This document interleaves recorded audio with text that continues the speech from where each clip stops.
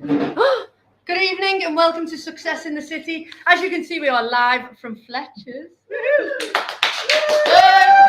have a live studio audience, so if it goes wrong, it's their fault. Totally. And with the lovely Sandra Scott, and our fabulous guest today is the inspirational Liz Bentley. Oh, so thank you, Liz, and we'll find out everything that Liz has been doing a little bit later in our show.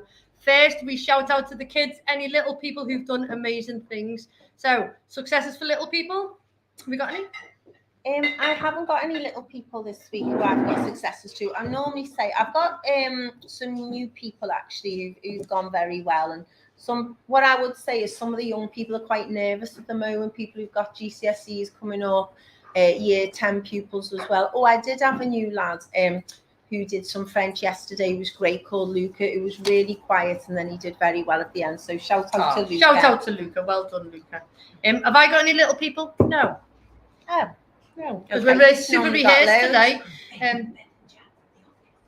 Beth and Beth. Well, so Beth and Jack are like youngy people who on Friday, and that was my success. That's one of my successes. Yeah. We had a feel good Friday, and Beth and Jack were amazing, and they took it all on board. And yeah, it was cool. Any little people you want to shout out to? You don't know a lot of little people. That's cool. That's cool. All right, no worries. That's cool. So little people do something really boss this week, so we can shout about it next week. Indeed. Yeah, Indeed. Absolutely. Okay. We also have a success of the week. Something amazing that's happened to us personally. Yeah. So I'm going to go last on this one today. Oh, okay. Okay. So, Liz, have you had a success this week? I think you have. Well, actually putting on this event. Yes, and that's why we're in Fletchers, is we've put on events which we will find out a little bit more about. But it's International Women's Day, so big shout out to all the amazing, inspirational women out there. And we'll find out more about that and how you're here and why you're here, and loving every minute of sitting next to me. And what about your success? Success this week. So what have I done this week? What haven't we done? Well, Friday was brilliant. Friday! I went to see. No, I went to see Gio on Friday. So that was like the success in work was that Anna came in and did Feel Good Friday with us, and we had some solution-focused hypnotherapy, and we chilled, and we did an amazing thing. Can I just say, I have slept every night since. It was unbelievable. That was so good. Brilliant. And Anna's going to be a guest on our show very soon, aren't you? Yeah, she's over there. Okay. Yeah. So yeah, she's going to be a guest on our show. But then on Friday night, we went to see Giovanni. Just saying. On his own. Well, he had dancers and he had singers, and he could have been on his own. He was just amazing. Was it like Anton? So Anton is like me ultimate fave that I like love forever. Gio's coming a close second. Okay. Yeah. And my mum said it was the best show ever, didn't you, Mum? Mum's over that side. Hello. Yeah, they might not be able to hear you because the microphone's here, but my mum's shouting hello as well. We've got audience participation tonight, so yeah. So yeah, I think we went to see Gio. What else did we go to? Done loads of stuff, haven't we? There's just been loads going on all the time at the minute. I think that might be it for now. As well. Okay. Well, I've got a big success actually this week, and I wasn't sort of aware what was happening today as usual. And I thought that we were just coming to do the show. I thought I was going to turn up at 7:30 and do the show. And done. And then I was like, oh, right. And then I sat there, and we're going to talk about the event and what's happened today and how brilliant it's been. But actually, you stood up talking, and my success is my friendship with you. No, it is. Honestly, I'm so grateful to you as a friend and everything you've done for me. Honestly. No, I thought that, and you stood up and you did your talk, and I just thought, I'm so lucky to know you. As you always say, I am. I do want to tell you that every day, that you are very lucky. No, I am. I'm so lucky. But to everybody who knows, my nickname is Tiny Tears. If somebody gets a little bit emotion around me, it like rubs off slightly. Sorry, no. And then you've got like proper watery eyes. Sorry. And then I have, so thank you for that. And it's supposed to be positive and successful. Moving on very swiftly. Moving on. What the hell? I know. The live audience has got to you here, hasn't it? Sorry. Jesus. Right, go on anyway. Curveball. Yeah. Anyway, moving on. What do we do next? We're going to get to know Liz. No, we're not. We're going to play this or that. That's what I mean. Yes, we're going to get to They saw that. That's what we do. We're going to get to know you a bit about you first. Liz was like really panicking about coming on this super professional show. They said it's just like talking, as Helen always says, your auntie and your nan. I'm the nan, apparently. So there we go. So when the young people come on, so Liz's son Tommy came on. He was our Guinness Book of Records holder. Just saying. And I did say it's like having a chat with your nan and your auntie, and I'm your auntie. Calls me the nan, yeah, I know. So anyway, we're gonna play this or that. Okay, this or that. You going first, and me? Am I going first? Yeah, I'll go first. Okay. Okay. Shopping in town or shopping online? Shopping in town. Me shopping in town, 100%. Me shopping in town. We're gonna ask the audience because we've got one. No, online all day long. Penno says online. In town always. Anna's in town because they've got a pub as well. Yeah, they haven't got a pub in here. That's why I go like online. Shopping in town, me mum. Drinking in town. Drinking in town, yeah. Cindy just bypasses the shopping and she just drinks. Are you an online? Anne's an onliner. Joyce, are you online shopping or In town. in town? In town. Kath? In town, yeah. That's too 'cause many bags. the Golden yeah. Girls are out and they get the vouchers and the discounts So of where the free when you Prosecco's get free. home. Yeah. Anybody who's Brilliant. watching will be like now checking all the vouchers. Yeah, so shopping in town won that one. Okay, Okay, great.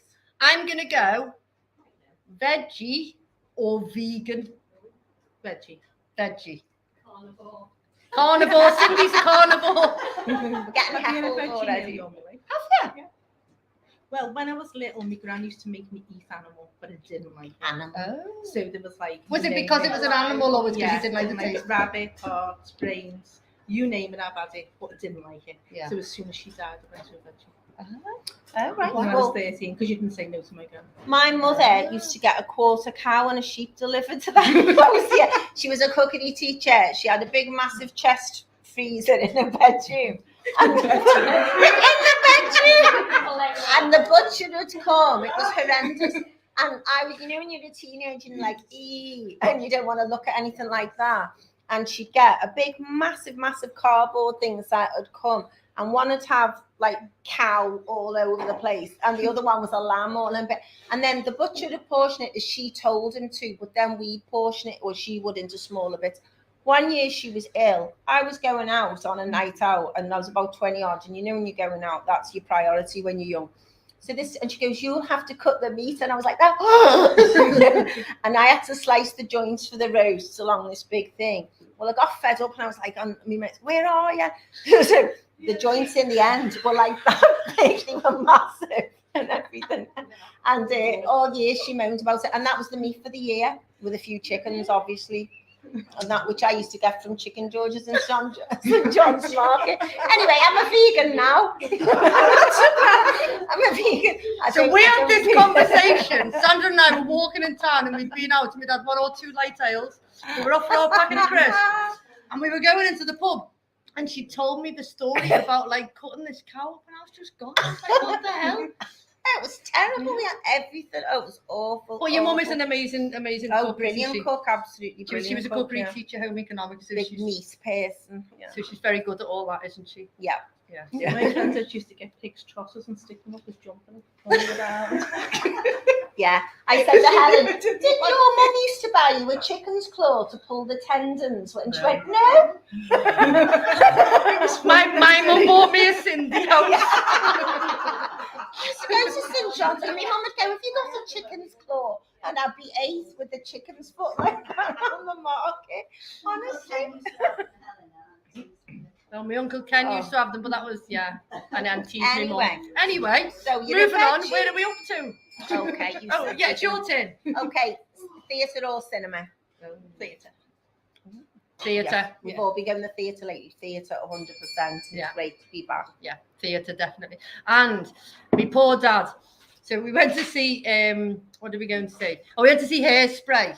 And I My got favourite. tickets. Yeah, and he was like traumatized because he didn't have a clue what was going on. But he did say the singing and dancing was quite good. Then we went to see Bedknobs and Broomsticks. And I was like, oh, and he went, oh, it was amazing the way they moved the set. And I was like, the bed flew. And then he was like, but I've never seen it. So the poor man's traumatized. But I'm taking him to see Singing in the Rain, and he knows the songs and the story to that, so he's okay. Brilliant. So yeah. Okay, is it me or you? Oh, it's me. Okay. Yeah. Coffee or tea? Coffee. Coffee. Ooh. Coffee. Tea. Tea. If I had to give up, I love coffee, but if I had to give up one, if it was one or the other, I'd give up coffee and keep tea, definitely. Would you? Yeah, because I drink loads of tea all day long. Because I try just to have 1 or 2 coffees, don't I? Yeah, but you do now. The fact it's 8 things of coffee, of Yeah. fresh ground, I know. I do need to give And up when you coffee. stop coffee, you're like really poorly, aren't you? I'm ill. If I give it up, I'm like She's like an addict. Addict to caffeine, yeah, it's shocking. No, goes like proper like twitches and everything, Yeah. more than normal. Like throw up, yeah. Like dead ill. And she has a tea like the Queen, don't you? I do like an Earl Grey. Oh, Oh, I like Earl That's Grey. like as well. perfume in a No, cup. it's Lady Grey's a bit perfumey. Okay. Last one. Okay, last one for me would be beach holiday or city break. beach holiday. Oh, was it? It's difficult. It's always difficult, that one. City break. Barcelona, because it's got a city and a beach. Clever. I know. Yeah, Rio. Oh, Rio. We're going Rio. to Rio. I'm going to carry the drum. Well, it's Salvador in Bahia in northern Brazil, which has a bigger carnival. And I was speaking to Julia Huff yesterday, who was at Fazenda, and she's Brazilian. And she said, "Oh, you're going to the real carnival because everyone thinks it's Rio." Not the classy one. Well, the one in there, Salvador, is the biggest carnival in the world. So I'm hoping to play the drum there. Oh, and the Bachelor are doing a fundraiser. Oh, my for Uncle Ukraine. Ron. Oh, yeah, we'll talk about that. Oh, when I we need turn up. glasses So to I see need that. glasses, but Jane Thistlewood's listening in, so we're going to give Jane Hi, a wave. Jane. There's another one, but I can't read it. And my Uncle Ron says, in town, save jobs. Yeah. Yeah, I thought he you're said right, save yeah. jobs. I was like, hey, you don't In need a town, job to go to save town. jobs, exactly. Yeah. So in town, yeah. My Uncle Ron. Fantastic. Yeah, cool. Okay, so we did say that we'd get heckling from the audience, and could me mum and her mates be quiet for an Chatter. hour? We Listen. decided that they couldn't. Low let's. They told us that they could. No, It's I did. been, what have we been? 12 minutes and 7 seconds. Who's won the sweep? Who's won the sweep to see how quiet they could be? And Anne's being very well behaved because she was a teacher, so she understands. Well, it. Anne will know that the Ofsted refer to that as low-level chatter, don't they? Anne? That's what the Ofsted inspector calls that. Low-level chatter. You wonder what you signed up to now, Liz, don't you? So we're here today. Yeah, we're here. Outstanding on the right, lower level chatter on the left. So we're here in what's me? Tell me. Oh, my Uncle Ron says, "Tell your mother to button it." And my Uncle Ron can say that because he's the big He's their brother. yeah, absolutely. So there you go. He knows you so well. In fact, yeah. You So can anyway, introduce her, yes. Liz is here. It's International Women's Day, and Liz and I met a year ago, 18 months ago ish. And she came up to me and she said, "Do you do anything for International Women's Day?" And I said no, but I have been involved in a few bits and pieces before, teaching in events and things like that, and teaching young people and stuff. And she said, "I've always wanted to do something for International Women's Day." And I said, "That's a great idea." And then lockdown happened and we didn't know whether we were coming or going or what was happening. And about 4 weeks ago, 5 weeks ago, she said, "Oh, it's International Women's Day on the 8th of March. And we looked and it was a Tuesday. And we thought, what a cool idea. And so your original vision was to put a big community event on. And the community event we thought would be a little bit tricky to organise in 5 weeks. But we wanted something to raise funds that we could raise the money and then put that towards the community event, as well as raising money for a charity as well. So we had a little chat, introduced you to Anna and to Christine Penner, who's got Fletchers, who is one of our past guests, who's waving from over there. And you've been helping today. And I've been helping today, which is why I am sporting my Fletchers at work, where if I turn around, Employee of the Month, my photograph don't will be say on the that. board. Yeah. Just I'll saying. never hear the end of that. Yeah. Did you get Employee of the Month at Fletchers? No, must No. have been me. Yeah. Okay. So Liz is here, and it was Liz's great idea. And you're a little bit nervous, but it's okay. All right. You with your because friends. You're with your friends. and my mum and all her mates, so that's cool. And so, where did it come from in your head originally about International Women's Day? Well, when I found out about International Women's Day, I discovered that it had been like an event since 1911, and I didn't know anything about it growing up. So it was like I thought it was really bad. And when I'd done some more research, I found out that it was like a national holiday in 27 countries. Yeah. And I was really shocked when you told me that, because you were saying, I didn't know it'd been going on for that long. And then, they celebrate it so much, and they give people like the day off. Yeah, my son's girlfriend's Italian, and last year she sent me a big message and I was like, oh right, yes, a big happy International Women's Day, and they celebrated there. They have flowers. They gave mimosa flowers in Italy. Yeah. I couldn't remember the word. Yeah, cool. Yeah, I was trying to tell her about that Italian thing, but so I just was like, so why doesn't anyone celebrate? And I don't think women celebrate themselves anyway. I don't think women put themselves forward. They look after their families, they look after other people, but they don't celebrate their own successes. I think they're quite and it's a bit like, that's why sort of during lockdown there was loads of people, wasn't there, who weren't doing amazing things, and they were all whinging, and then we decided success in the city was to share those success stories. And I think a lot of people think it's boasting, isn't it? They're bragging and boasting. And it's, for me, I always say, you're not bragging and boasting, you're inspiring somebody else. So if you tell your story, somebody could be watching. And I think especially with women, if somebody successful does something, then they look and they go, oh, if they can do it, then I can do it. Yeah, I think you're right. I think growing up, I think it was like, you don't put yourself forward. I think it's ingrained, isn't it, sort of thing, as you were growing up. But I think to put yourself across, like, we've had a lovely event here tonight. Yeah, we are. And everyone's really enjoyed themselves, and it's been really good fun. And everyone's come up and said, that was really good. Yeah. It just takes someone to say, well, should we do it? And then... And I've got to say, your organising skills are like amazing. Just lists, PowerPoint presentations. Oh no, we're good to go. Fine. I had to get a bit freaked. I was like, it was very organised, but amazingly organised, and you've done an amazing job. Not just on you. Not just on your own. Well, everybody comes together, don't they, to support one another. So what was so you wanted to do an International Women's Day. Is it from a young age that you wanted to do things like this, or is it? Yeah, so I grew up my grandparents were doctors' caretakers, so I lived most of the time over the surgery. So I got to know loads of the community growing up. But I started noticing that women of a certain age were just dropping off the radar. Like, fast forward 19 years, and I went to work in the doctors. Oh, right. And my first job was to summarise all the records. And so when you start summarising the record, you start finding out what's wrong with so and so and so and so. And it seemed to be a lot of women at menopausal age were being treated in a certain way. So I remember women being sectioned, police coming to the doctor coming, and women getting sectioned and sent away for hysteria. And I remember that in my lifetime. Hysteria, I'd have well gone. You'd never been out ever. And that in there every week. In the days when I was growing up, a husband could report his wife to the doctor to say he can't cope with her. Oh, that would have been me years and ago. I just thought it was absolutely awful. Yeah. And if it wasn't that bad, it was like, a woman would go to the doctors and they'd be like, oh, antidepressants, or hysterectomy. The amount of hysterectomies was ridiculous. And it just seemed that mental health and menopause seemed to go alongside each other. Yeah. And to me, it was like, this is like a real injustice. No one listens to women when there was all men doctors. There was never any women doctors. We were Catholic family, so you talk to the local priest. Well, he wasn't going to give you much advice on the menopause, was he? And back in the 1900s, a lot of women didn't live long enough to go through the menopause. It was because they were dying at a certain age. So it wasn't until you got to sort of the 60s and the 70s, people started going through it. They had no one to go through for advice.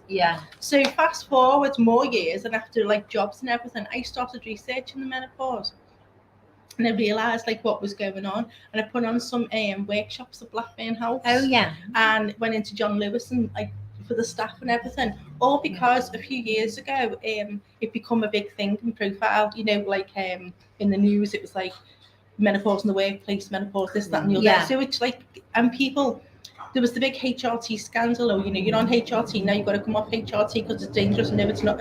So there was all that going on. So it was now more like educating people and telling them, what was out there and what was available. So then there was that part of it, and then mental health that goes along with it. So I just wanted to. And part of your menopause training, did you go off and just research that yourself, or did you? Yeah, because I started going through the menopause as well. Okay. So I started researching it, and I went and spoke to people and had some education. I had to go to a private doctor to get HRT because my doctor wouldn't prescribe it to me. So I had to go and pay privately to get it. But then once it had been prescribed by a menopause doctor, my doctor would prescribe it for me. Because it's because he didn't know anything about it, because the doctors don't get trained. I think they get about 5 hours in medical school, if that. Yeah. And I think now, and I know that last year and this year, so during lockdown, I did a bit of research about women's health and well-being, and it was all about the menopause, but it was all to do with sports and how you should exercise during your cycle, and you should do particular things on different weeks, which nobody ever tells you about, because they just, you shouldn't be doing HIIT training on week, the week of your period and things like that. Hang on a minute. Are you listening, Uncle Ron? Right, carry on. So, my Uncle Ron's cool with all this. Fine. He's cool with all this. But our men need to be educated as well, because they can't support us otherwise. And he lives with Uncle Ron needs to listen. Another curveball today. Go on. Yeah, so I was going to say, I did a lot of research and stuff like that, but they are sort of putting it out there a bit more now, and there's lots of more information available, and it's not as taboo to talk. It's a bit like the mental health. We should be talking about mental health, and we should be opening up. Then we also should be opening up about everything else. But I think women were finding they go to the doctors at the start of the menopause, and they were just given antidepressants. That's all that ever was prescribed. So mental health and menopause, I think, go together. Yeah. I think it really does go together. And I think the other thing is educating your family, because if your family don't know what you're going through, they can't support you. Yeah. So, for example, when I first met my husband, he was he used to use the word "the change," and I absolutely hated it. They used to always say that word. Yeah. But now he's more educated than anyone else. He goes into work and tells all the fellas. Excellent. Well done, John. And John's going to come on our show. Brilliant. Yeah, he has a running group, my John. John's going to come on a show, but only if Steve, his mate, comes on, because he's a little bit shy as well. All right. Yeah. So when you were talking about the events, and you said, right, okay, this is what, Well, I wanted to do a community event to start with, but it was a little bit too ambitious for 5 weeks' time. So we thought, let's put this on first. Let's raise some money. The money we get today is going towards our community wellbeing event in the summer. Brilliant. And any money raised from that is going to go towards our chosen charity, which is RASA. Oh, fantastic. And are you going to tell us about RASA and how RASA started? So for the people who don't know about RASA? So RASA was came about because of the death of a local woman called Diane Sindel. She died in 1986. Do you want me to tell the full story? Yeah, you can do. Yeah, I'll just put my glasses. I've done interpreting for RASA, and I didn't know how it came about, so I was fascinated when you said that before. So Diane ran a florist shop, and she was engaged to be married, and she'd taken an evening job in a bar to raise extra funds for her wedding. On the evening of the 2nd of August 1986, she ran out of petrol on her way home from a shift in the pub, and she went off along Borough Road in Birkenhead in search of a 24-hour garage, but she never made it. She was battered, raped and murdered by Peter Sullivan. And following his trial and imprisonment, Widow Women started an annual nighttime march through Birkenhead to help people regain confidence on the streets, and that's how RASA was born. Yeah. And there's a memorial plaque to Diane on Borough Road opposite the Pyramids car park, the place where she was found murdered. And one of the ladies here today actually knew her. Oh gosh. Spoke to told me she knew her. Yeah. Oh. And I think the thing you were talking as well about during the lockdown of how many referrals. RASA stands for Rape and Sexual Abuse Charity, and their mission is to provide a free, confidential and non-judgment support service for people affected by abuse. And they've got 3 branches in Hoylake, Sefton and Birkenhead, and run a crisis helpline. And they offer help to both men and women. And their Sunflower Project works with children and young people aged 6 to 18. And in the last year, they received over 2,500 referrals. And of them, over 500 were girls and boys. It's just so sad, isn't it? But it just shows the importance of having these amazing charities. When I was interpreting for, we've seen a lot about refugees, Ukrainian refugees at the moment. I was interpreting in French, so a lot of them were from the former Belgian colonies, so like the Congo, places like that, people who've been victim of rape attacks and everything. And when you're interpreting, so they're telling their story in French, and then I'd say it in English and go back and forwards like that. And I thought the volunteers for that charity were just so special. It's an absolutely brilliant charity, Rasa. It really is. And is it run by volunteers? It's not necessarily run by volunteers. There is some volunteers, but there are trained counsellors there as well. But they do training and development there, so you can go and learn counselling. You can be trained in it and stuff. And they work on the Carl Rogers theory of self-actualization. So, you know, with the belief that everyone will achieve given the right conditions. So if you've got like a plant in poor soil and a plant in good soil, then they'll both become a plant and flower. Just want to be better quality than the other. So the same with people, just what like environment, the environment that you put someone in, and the support, and the support, But they're amazing. But I was also just going to mention that the 3rd of March was a year since the death of Sarah Everard. As well. And on the 7th of March, which is yesterday, they've launched the Safer Streets campaign. That's right. So Emily Spurrell's put forward a campaign to educate bus drivers and frontline workers, but they're going into 70 schools. Oh wow! To educate and raise awareness of sexual harassment and misogyny, and I just think that's amazing. Yeah, it is. And I know that if they've brought a part of the campaign that if you're in the Sefton, the Knowsley area, and if you're struggling in a bar and you're a bit unsure, you go up and you ask for Angela. And they'll take you somewhere and they make sure that you're safe. I even saw some when I was driving before, some bus advertising, and it was on the back of the bus about that. That's Ask for Angela. So they've put a lot of money into making us aware about it. And it's all about training, isn't it, and awareness and educating people, and isn't it, and just being kind. And one of our raffle prizes was amazing today, and it was a photograph frame. And it said, if you can be anything, you know, be kind. I think my raffle prize I won was better. The second one. The chocolates. No, the chili pants. Chili pants and the Laura I was Ashley made gloves. up with that. Laura Ashley gloves. Laura Ashley gardening gloves. If there would have been one person I'd have bet my money on the Laura Ashley glove, it would have been Scotty. And it's about time for me to do my planters and everything, so I was made up with that and my chili plants. And then you can make us something to eat using the chilies. The fresh chilies. Win-win. Okay. Win-win. Brilliant. Amazing. So the event today, when you had the little idea in your head, and then tell us your journey of your event, because I think you've been a bit bossy about it. Well, bossy. No, I said boss. So I spoke with you over a cup of coffee. We did. You went, go on, we'll have a go with that. So, and your way. And then I met Christine and Anna. And then we thought, we'll come up with an idea. And Christine was really good. And I've been to see you a couple of times, haven't I, over the event space and what we needed. And just went off, got some raffle prizes. There's a little bit of research. You invited most of the people, to be fair. Well, we just said I that was if people told. out there. I was told it was coming. And I think they got a really good deal, I've got to say, Christine. It was amazing. But it's nice actually, because Christine came on the show when we were in lockdown on Zoom and everything. In fact, you're the first person we've ever had. This is our very first look at that. Oh, the audience are clapping if you can't hear us. Hang on. Our gorgeous Pat Morgan says, you're amazing ladies. Oh, thank you, Pat. And Pat's gorgeous as well. We love Pat. So you're our first person we've actually sat with that hasn't been on Zoom, but Christine came on Zoom and she talked about doing this and what she was doing and the location of it and everything in Waterloo. And so we said, we'll come and do a show there and we'll have you on again. So I made up. I think it's like we've done this with a few people where we've come back to them and it's continuity, you know, and we're in the venue and what she's done, I think everyone thought was excellent tonight. So it's been brilliant. It's amazing. Put your hand out, put it over your shoulder and say, well done me. Get him, Penno. So we've had the lovely Grays board. And we've got a welcome drink, raffle prize, and the lovely Barbara made the cakes and the sweet treats for the bag. Did Jean help you with the cakes? Hang on a minute. Hang on, Bob's, and if we don't mention Jean, she'll go off her head.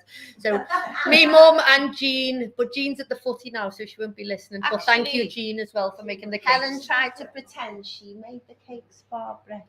I did say that I'd made them, but I thought that nobody would ever believe Diane was going, well, did she? And Debs was going, and I went, no, her mum made them. They said, who made these? And I said, me. Yeah. And I thought, like, nobody would take any notice of that. Yeah. I know. No, thank you to me, Mum, and thank you to Jean for making the cakes. And they do make boss cakes. Yeah, they do make boss cakes, yeah. So, future events. Okay, so this was a taster, a little dip in the water, wasn't it? Yeah. Future events. Yeah, spoke with some people this afternoon who seem really interested in coming along to our wellbeing event in the summer. So the wellbeing event is for like the whole family, I feel, men and women, and to raise awareness of, like, for example, I spoke with Diane.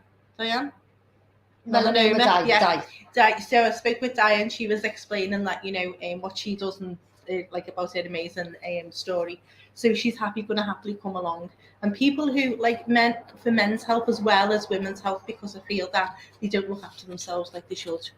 Absolutely. And getting them to talk. And there's a guy I know who is involved in, he's ex-forces, and he's involved in a charity for ex-service personnel who deal with mental health problems. Yeah. And they're happy to come along because they don't talk, neither do they, about their mental health and stuff. So yeah, there's a few local people in West Derby who've already said, I'd be interested. Fantastic.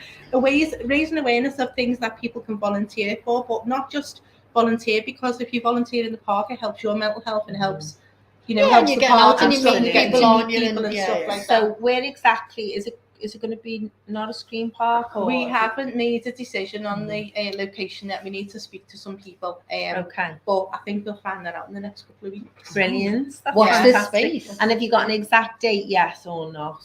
One of the first 2 weeks in September, we said, didn't we? Brilliant. Okay. Because my daughter's getting married in the summer. And you want it after that, don't you?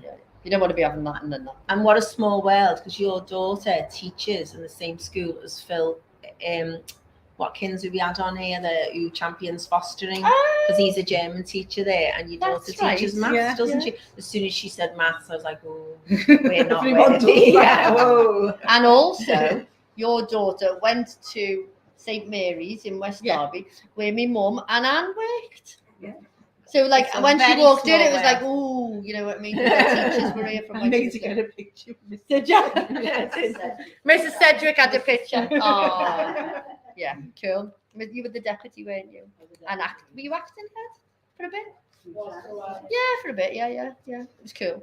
So yeah, she's and that's nice, isn't it? That all these years later, and you can't go anywhere with them without somebody knowing them.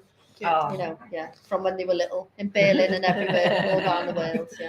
Yeah. And so the health and wellbeing event is going to be for the community, isn't it? For the families, isn't it? But when we had our little cup of coffee, we did say possibly 3 things. Yeah, you were pushing for the third one. I was pushing. I said a big outdoors, thinking of a mountain. I got like, no, maybe not. Maybe a gala dinner. I thought the gala dinner more than the walk, to be fair. I thought walk up the mountain. I thought we could do an indoor and outdoor and a thing, you know what I mean, and a mixture and things like that. You can make it an annual event and, make it bigger. And actually, I posted some pictures before on social media of the event, and someone said straight away, you should do this every month. Every month? That's one of the comments. You should do this every month. I thought, ooh. No, definitely do one next year. Henno's just crawled off her chair. I think what your vision was to then. So I'm going to say like all the boss stuff that you did because you haven't spoke about them. So I love this actually. I've brought some cards. So we have laminated cards of inspirational women who've done amazing things, and it tells us I haven't got my glasses on, so I have to put a long arm. And it tells us all about what they've done and why they inspire us and what they've taught us. And you did over 100 of these, didn't you? Yeah. So over 100 of different women. So all the hard work that went into that. Then we had, and which was like 100. And we had a bit of a quiz. Yeah, we had a quiz. And well done to Kathy and Joyce for winning the quiz. I was pipped at the post. Sandra's fuming if anybody knows. I was pipped at the post because I don't wash soaps, do I? So I didn't have a clue, but I should have known Anthony Brown because I really like her and I follow her on Twitter. Oh, So I was gutted. So the quiz was all about local Liverpool women. So that was like questions about them. Yeah, so So keeping it like local. Keeping it all local, keeping it like positive with the women and stuff like that. And then we had what else did we have? We had a raffle, and massive thank you to everybody who donated raffle prizes. Yeah. And you've got the goodie bags. and the goodie bags, and thank you to Rasa, massive thank you to Rasa who donated some stress balls and drawstrings bags and things. So I wanted to speak about the card I picked up because I was made up. You know how sometimes you're just somewhere in the right things there for you. And I read this and it's Hedy Lamarr and it said why she inspires us. She's an actress and a scientist. Her work on radio guidance system for Allied torpedoes during World War II contributed to the development of modern Bluetooth and Wi-Fi technology. And I have heard something about that previously. And it says beauty and brains are never mutually exclusive. And sometimes I always feel women get pigeonholed, you know. And I remember I flew with a girl who was when I was at BA, who was a model. She was absolutely stunning girl. And some people like used to speak to her like she was stupid because she was really good looking girl. And she had a degree in maths. And people didn't realize, and you know, it's sometimes as a woman you get judged really on your appearance, or people think because you look like this, you're this type of person. And I think, and I might be wrong, I don't know, but I do feel that happens more to women than men. I don't know if there's that as a fact. I'm making an assumption, but I do feel that that's the case, you know. So I really liked that when I got that. I thought that was an excellent one. And you picked some good one. And Elaine was made up with her, Elaine Courtney, because she had Malala, who she loves, and she's spoken to me about her before. Nice. She's like really inspirational for her. So I thought that was you've done so much research. Oh, so Christine Penham, yours, Chris. Go on. Pick this one out. Oh, and it's Helen Keller, of course, yeah. And she lost her sight and her hearing at a young age. But she defied expectations to achieve a bachelor's degree and inspired generations as an activist for disability rights. And Keller refused to live life as a local invalid. In her own words, life is either a great adventure or nothing. And I think when you see people, I've been blessed to be able to work with people who are deaf and blind. And when you see how they communicate, it's unbelievable. And I went on a course and we had to communicate with a woman and it was just unbelievable. And it was, so she'd lost her sight and then she lost her hearing like a bit later on. So she could speak, but because then she'd lost her hearing, she couldn't hear to. So you used to sign to her on her hand and then she used to answer you, which was just amazing. And the first time I did it was just like, wow. And then we had to like guide around the building and things, and we did that training.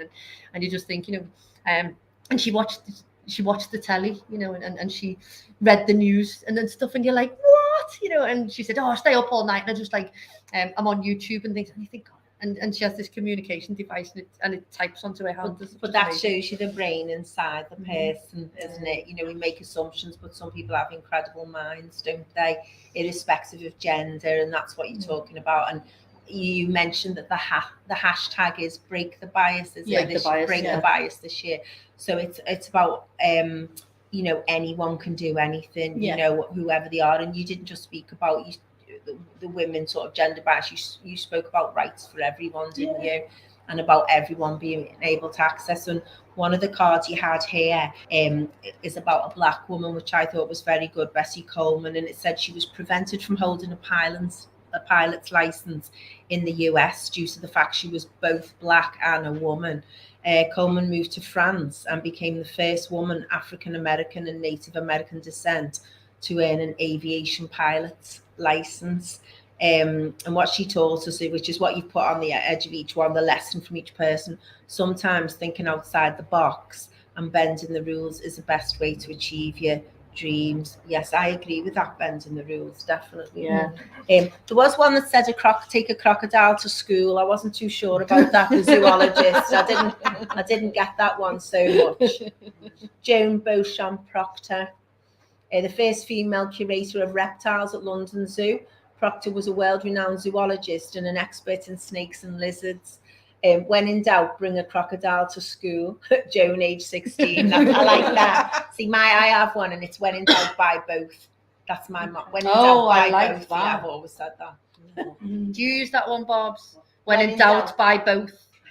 When in doubt, buy both. Yeah. Sophie was here before. She was made up because she got Emmeline pancakes. Did you get Emily pancakes? Oh, Emily. And she took it home. She loves it. She loves it. Yeah. We've got a mate who calls it Emily Pancake. That's a nickname. It's Emily Yeah. Pancake. A nickname is so Mike Brome calls it Emily Pancake.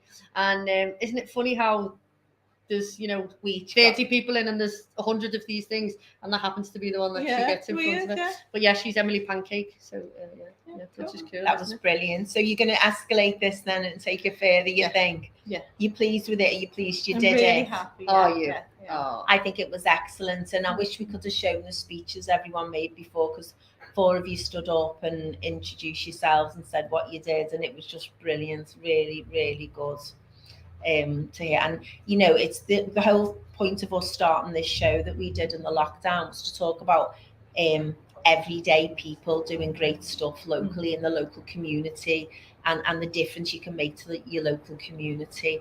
And I come to these things that Helen sorts out with people along the and then I go, oh, I'm really glad I came and I really enjoy it, but I have to have the encouragement to come to stuff like this, So it's making things available for others to access, and the work you're doing, especially about menopause and things, that'll inspire someone or someone who's going through having a bad time through that, your talk, your journey, the workshops you've done, and especially how you've seen your husband now go and talk about that's making a massive difference to local people's lives in your community. So a massive clap for you. Oh, there's a big clap going on. And considering you were really, really nervous, weren't you? You've been So amazing. I'd like you to tell us your nervousy journey to being like boss today. How nervous were you? On a Gosh, scale of 1 to 10. I did feel really nervous, and although Anna said before you couldn't tell, I was proper shaking when I was standing up there before. I did miss a few things out, but I couldn't go back because I couldn't look. I'd miss me, where it was. So I want to go back to 5 weeks when we said, we'll have a cup of coffee, and you and I had a cup of coffee, and then we were going to go meet Christine and Anna. Yeah, but you're the kind of person who, like, when you sit talking to you think, oh, I think you can do anything, but then you walk away and think, oh, hang on a minute. Yeah, but you can, and you've done it. No, but you didn't want to come and meet. Oh, God, no, I was going to cancel, yeah. Who didn't you want to meet? Was it Christine? Yeah.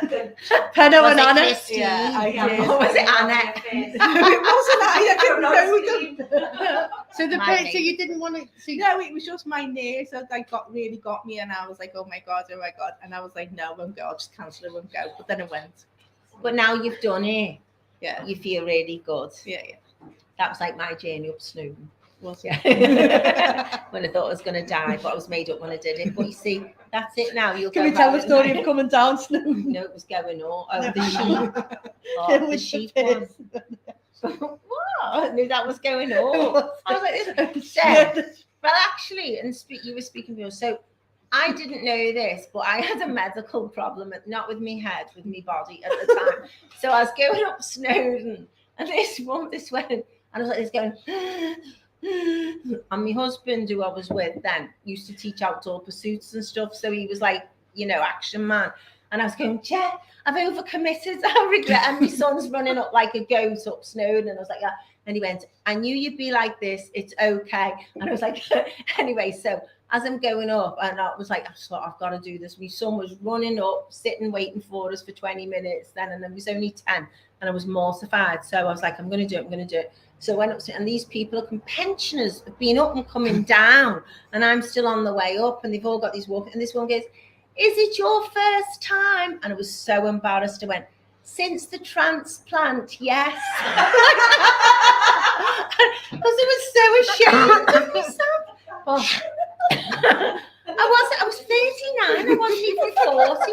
And then I got to the top, and I was like, and Jed went, you look like you did when you had the baby. I said, I feel like I did when I had the baby. I thought I was going to die. And then there were people who came on a train, and I was like, oh, the swines. And then I came back down, and I'm not great with like the countryside. I'm not great with like the countryside and wildlife and stuff like that. I'm a real city person. So It's nice to look at, but that's that. Anyway, so then I came down and I wear glasses generally for like driving and stuff. And I was like, what's that? What's that? And my husband said he didn't want to say anything. And he said he was thinking, oh no, wait till she sees that. Anyway, a lorry, you wouldn't believe it. It took us ages. Oh, I'd also have to use the toilet in a bush, which was equally traumatic. So it kept coming down. A lorry pulls up and it's like literally 200 sheep. It must have been. And I was like that. And they let the gate open on the lorry. And all these sheep just run out. And I was like, no. Because I literally thought, if a sheep came up to me now, I'd be out the door. I just can't bear anything like that. So honestly, if a sheep came up, if like a wild animal came up to me, I'd like it. And there were all these sheep. And That wild sheep there looking at me. So I mean, and he was 10, had to like guide me round the side, and he was going, it's on. I was like, no. And then we went to Pete's Eats to have something to eat in Clanberris, and we were camping.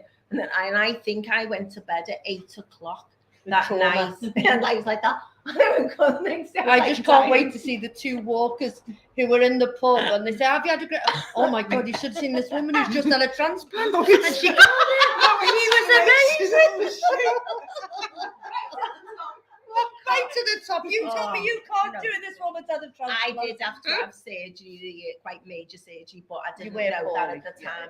We didn't know, and that's obviously why I was knackered. But it was because I'm such an athlete now, like. But you went up Mulvammer. Oh, well, Mulvammer. I used to get Mulvammer all the time with Ray. Ray used to run it when he was 5, and we used to love all of that. But Snowdon's a different kettle of fish. It is. Snowdon's a bit tricky. But there we go. Yeah. So so that was my mountain that I climbed. So we all have our own mountains. Yeah. But you've climbed yours now, haven't you? Yes. Yeah. And you're going to do a little challenge, aren't you? Climbing another mountain, talking about mountains. Oh, she's coming with us? Oh, yes, she's going to come to Killy. But apart from that, what else are you going to do this year? Helvellyn. Great. Where's that? Why is it called Hell? Because it is in the Lake District. Oh, right, okay. Yeah, we love the Lake District. I've done Skiddaw before. Oh, right. Well, that's quite high. That's tough. I had to put 5 wild wees on that. Yeah. Wild weed. A wild weed. Yeah, don't go weeing in the bush. Wild weed. Well, the worst thing that happened to me up Mulvammer once was, because you can normally go up Mulvammer and back without going the loo. That's fine. I needed a way going up Mulvammer once, and there were these bushes at the side, which are trees now. Vernon was little, so I thought, and my husband goes, "You'll be fine in there, go on." And I was like, "That Vernon, you don't make sure no one comes," because I like mortified. So I had to have a wild way, as you put it. Mm-hmm. Next minute, a sheep. No, where's a man in combat clothes, dressed in a backpack, who was obviously training to join the Marines or something. And I was like that, and I went, I screamed like that, just screamed. He didn't even say sorry or anything. He just like blanked me and carried on. And I thought he was on a train. He's probably seen it all before. He didn't see anything. Could we just clarify that? He was probably terrified. I screamed. I jumped out my skin. I thought, there was nobody anywhere. And just at the time I go for a wee in a bush, a man comes back. Camouflage man appears. So there we go. So we do have a format to our show. We'll just have a little chat with Fletchers. So shout out to the grown-ups. Any grown-ups who've done amazing things? Any grown-ups? We'll ask for a bit of audience participation. Yes. Oh, go on, you go. Okay. I'd like to give a shout out to Anna, because Anna came to. Are you going to talk about this? Because if you are, I don't want to. No, you've gegged in. Sorry. Well, no, but it is a shout out. Well, I'll just tell her my part, because Anna did this hypnotherapy thing with us, this weird stuff, which was fantastic and amazing on Friday. And it's solution-focused hypnotherapy. So she was, I think it was, I don't know whether it was to make us sleep or whatever.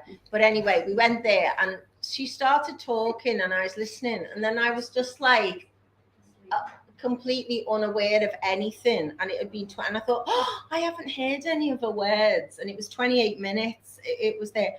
And she said, "Oh, you'll relax later." And I was driving to Manchester then to pick my son up because he come back from Italy. And that night I slept like a log, but I've slept like a log since. And I wake up dead early, only like 5 o'clock, whatever. I don't sleep loads. But when I've been to bed, I've just slept so deeply. It was just amazing. So that was a big success that Anna did that. And so a massive shout out to you, Anna. Yeah, and I'm going to... So Anna's over there. So yeah, a massive shout out. And, you know, part of Anna was starting a Feel Good Friday. And we were like really lucky, I think, to have her to come into our work. And we had Jack and Beth who came in, who were only young people, and they bought into it. And then they sent these. I said, you need to tell me. We went back to the office and I said, after lunch, just write a few words about how you're feeling and just send them to Anna, just, you know, as a nice little thing like that. And they emailed them, and then they said, we've emailed them. And I said, all right. I said, are you going to tell me what they are? And they both read them. And I was like, oh, it's just like dead cute. It was amazing. And it was just how nice they felt and how more productive they were. And they were more chilled. And they just felt in a better place to be able to take the week. It's amazing. It's really, really. So we are going to have Feel Good Fridays in the office, which is, you know, massive for everybody. Any other grown-ups? I'm going to give a shout out to Penno. I'm going to give a shout out to Anna. I'm going to give a shout out to Liz. And to everybody for coming today and supporting. And your mum and Jean. And my mum and Jean for making the cake. And for Anne for being the designated driver of the Golden Girls. Well done, Anne. And everybody who's come and supported, and the people who haven't been able to come, they've supported by buying raffle tickets. And we'll give a little total of what's been raised. I was going to say, do you know what you've raised? Or? No, I can send it over. We'll send it over, and then we'll do a little... We'll post it on the Facebook page. We'll have a little shout out. But a massive thank you to everybody for supporting and things like that. Any more grown-ups? Any grown-ups? Well, I'd just like to mention my John. Yes. Okay, because he did it a while back, and then lockdown happened, and he started his running group up again on a Sunday morning in Norris Green Park, of which Helen goes along to, and he's made up because she does the warm down exercises. But you've also got another friend that goes. Is it Lynn? Lynn Trust goes. So Lynn Trust. So Pat and they've gone now, but they know Lynn and Chrissy. Kinsey, who was I was in school with her when I was 3. Okay. So I've known her all that time. So he's been doing it on a Sunday morning along with Steve, his friend, and they're good actor. Little double act, but the amount of women who've come up to him and said how much it's helping them with their mental health. So he's just running with a group of women, really. There's not many men. He just takes his women out on a Sunday. I was quite surprised that there was about four fellas when I went. I was quite shocked that there was a few guys, which is quite nice that everybody just goes out and goes for a run. And it's lovely, and it's anybody's welcome. And I have mentioned it a few times on the show. And he doesn't let because he's been in running groups before where there's been like little cliques, and he doesn't like that to happen. But last Sunday, Steve took the run, and he went a bit rogue. And it got to 10 to 11, and he was still in Knowsley somewhere. So I think they ended up running about 7 miles. They did low. They got up to about 4.5 miles, but Steve went, I know where we're going this week. Look at your mum's face. Well, I saw something on a post and I thought, where's that? That looks like Knowsley, but they wouldn't have gone there. Yeah. So they did. So I don't know what time they got back. Yeah. So I'd like to give him a shot, and the group, and for anyone who wants to go along on a Sunday morning at 10 o'clock. And I'm going to, so Steve and John have said that they will come on the show, but they are going to be together. Because John's a little bit, and probably in your kitchen, because John's a little bit. Cindy's going to come on. I'm just getting the lycra ready. Cindy's, dusting off her leg warmers and her lycra. Sweatbands. Amazing. So we do show red face. We've got 7 minutes. We're cool. Red face. Have you got any? Let me have a little think. I tend to look at me diary. Oh, go on then. I look at me diary, and then the memory think comes about back this. to me. So my son works away on train, the Northern Bell. So he's gone now for the we had the whole of March, right? And they've been doing these holiday trips, sort of like the guest is paying 5,000 for a little dance with Anton Dubek. Anyway, you go on the train, you go all round, and then you dance with Anton Glen Eagles and all that. Anyway, he went last week, and he sent me a message saying, I've got him on. I didn't have my glasses on. So I thought I sent him a thumbs up and stay safe. But I sent him a middle finger. So he messaged me back and he goes, Mum, did you have your glasses on when you sent that message? I was like, no, son. He went, it's okay then. That's quality. That's and Tom's been our guest. Tom was our guest during lockdown, and he ran the the virtual London Marathon, and he's ran the London Marathon, and he's He's training for something now, isn't he? Yeah, he's doing something in it's on Mother's Day, 27th of March. Yeah. Something, I think it's a half marathon in Liverpool, I think. Yeah. That's his next run. But he's been posting on social media. He's in London at the moment and he does runs up at the depot. He's doing all his training while he's So I've been following his training and stuff that he's doing while he's been out. So he's in training, which is good. Well, what's your red face this week? No, I think I told you there's a part 2 of the Hoover. I told you how I told you how I do. What part 1 was. Well, I took the Hoover to town to Hoover the office. Our office, because the office was a bit of a mess. So I took this other Hoover that smelt of fire. So basically, I took the Dyson in from home.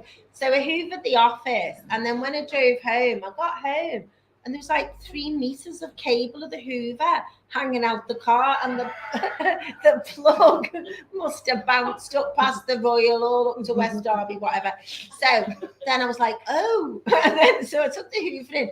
So then I went, so I told this, and then I went to Hoover, and sent me a photograph. Basically, I had, so you've got your plug there, and the prong bits and everything were off it. There was no prongs and no fuse. It's just a blank. So I got this photograph on.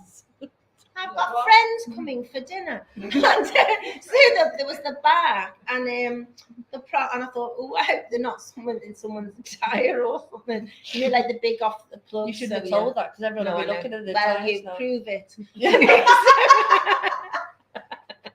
So it's moulded to the wire. So I'm hoping you'll a little help as an electrician, and you'll put a new plug on. But I need one quickly. So obviously, because I went and got a yard brush from home and bought $2.99, one that hadn't been used outside to do the carpet dead quick. Winner. Yeah. There's always a way, isn't there? There's always a way around everything. I always say that. Brilliant. So, Fantastic. Skillshare. Have you got no red face? I didn't. No, I haven't. I've been quite good. I can poach an egg. I've not jumped out on anybody. Go on. Well, when I go on holiday with my friends, they always say, "Can you poach me an egg?" Because they can't do it in a pan of boiling water. So what's your trick of poaching an egg then? Boil the water. Do you put vinegar in it? Well, I know you boil the water. Boil the water. Do you swirl it? No, boil the water up. When it comes to the boil, lower it down, put the egg in, and come back to the boil. Perfect. And does it stay like that? Yeah, perfect every time. I know. It's all right. Because people swirl it down and they say put vinegar in, and I remember going somewhere, they said put vinegar in, and I went to somewhere and I had 2 poached eggs on toast and they must have gone with the vinegar, and I was like, oh, and I never sent food. I'm quite cool, and I said, oh mate, I think you've put a bit too much vinegar in the water there. It's just like vinegar on toast. Oh yeah. I do put vinegar in, but I don't let it go down. That's because you don't eat eggs anymore because you're vegan. I do eat eggs. I eat eggs and a fish. I do eat fish, you know. I was thinking that. I should tell you. No, I know. I'm a flexitarian. I'm a flexitarian. You just eat what you want. No, but I don't eat meat or chicken. I eat fish and vegan. No dairy, no gluten. You can't have gluten because that makes you poorly. Yeah, I'm a vegan, but I eat a fish. That's it. Okay. I'm a vegan who eats fish and wears leather shoes. Well, it's for health reasons. It's not for. So you wear shoes? No, I wear leather shoes. I wear leather. It's not to be kind to animals. It's about the environment. Anyway, right. All these people are having a duck egg now. All these people have come out of black fish. I know. I'm not a prescriptive vegan. There you go. Yeah. Prescriptive Romanian. So do you have a mantra that you live by? Yeah, I think so. I thought about this one. Oh, go on. It's not what you say to someone, and it's not what you do for someone. It's how you make them feel. Yeah. 100%. I like that. So it's not what you say or what you do. It's how you make them feel. How you make or them how feel. you leave them feel. How you leave them feeling when you've been with them. And I leave Yeah. Scotty always feeling happy.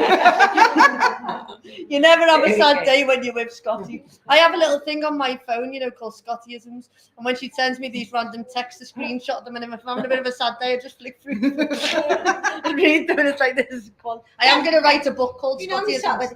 Guess what happened now? Guess what? Well, we want to say massive thank you to everybody for listening. Thank you to Fletchers for hosting us and for staying and letting us. And thank you to everybody for being here tonight. Amazing. Let me press stop before you swear. And we'll see everybody next week.